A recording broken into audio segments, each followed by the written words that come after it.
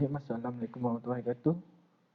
Kami daripada grup 6 dan sebahagiannya daripada grup 5 nak membentangkan tentang Apply Control Lab,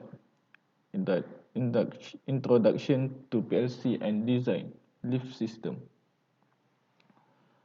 Untuk introduction, apa yang kita perlu tahu adalah PLC ni digunakan dalam industri untuk digunakan untuk dalam bidang robotik, assembler dan banyak lagi. PLC ni mudah digunakan untuk design sesuatu sistem.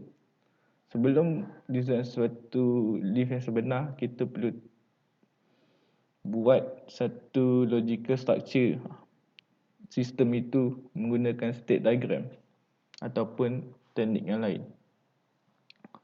Untuk metodologi, pertama sekali kita perlu tahu bagaimana sistem lift itu beroperasi. Yang kedua, kita design ladder diagram dekat dalam CX1 programmer software. Setiap address yang digunakan dalam design itu kami telah letakkan dalam table 1. Dan yang terakhir, kami run the ladder diagram in the software, the CX1 software. Ini adalah address yang kita gunakan dalam sistem untuk sistem lift yang kami buat. Keputusannya, the result untuk ladder diagram up and down lift seperti yang boleh dilihat ni, dan untuk open close door, dan akhir sekali untuk open and close door at floor 1, 2 and 3.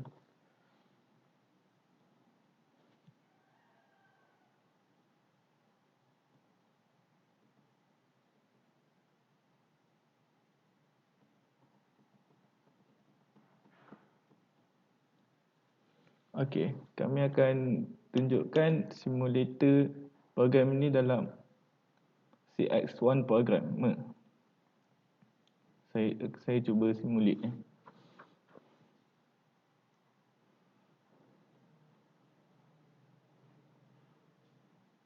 Sebagai contoh, lift itu berada di tingkat 3.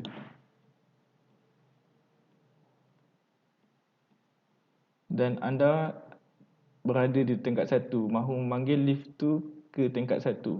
Jadi anda tekan P1, button 1. Dan lift tu akan turun ke tingkat 1. Sampailah ke tingkat 1. Bila dah sampai tingkat 1, lift tu akan berhenti.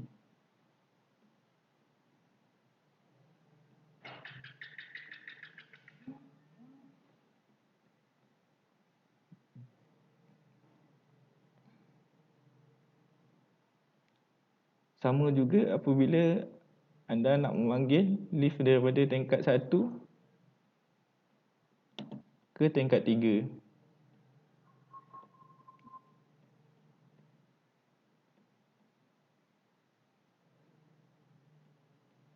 Berada di tingkat 1 ke tingkat 3.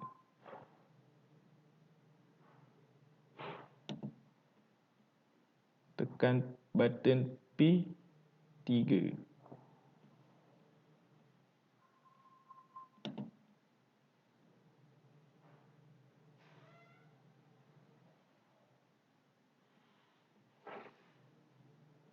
Dan lift tu akan bergerak naik ke sampai tingkat 3.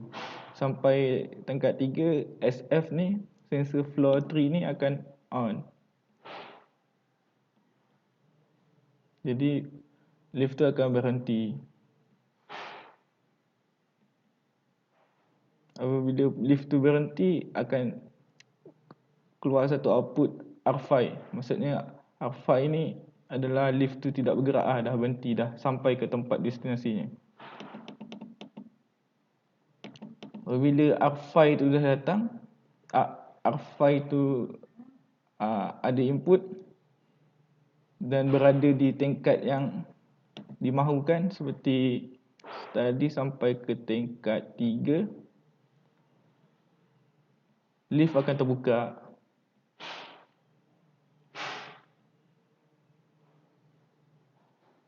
Lift akan terbuka sampailah dia terbuka sepenuhnya. Sensor door open akan close, akan on. Jadinya sensor door close akan on. Pintu akan berhenti terbuka dalam kiraan 6 saat. Dalam kiraan 15 saat. Dan lift itu mula tutup balik. Pintu lift tu tutup balik.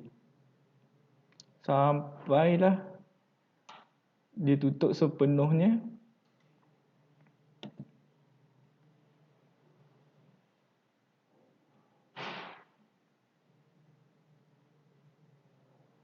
Sampai tutup sepenuhnya, sensor close door akan on. Dan dia berhenti untuk tutup. Itu yang saya cakapkan tadi adalah pintu lift yang bahagian dalam. Kalau yang bahagian luar pula, bahagian luar contohnya di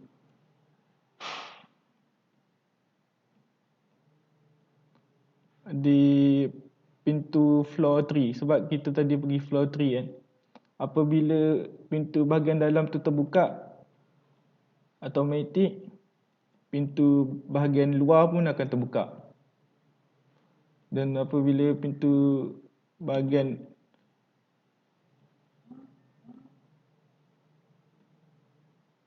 dalam tertutup, akan tutup, close door. Pintu bahagian luar pun akan tutup. Serupalah setiap aras macam tu, setiap level.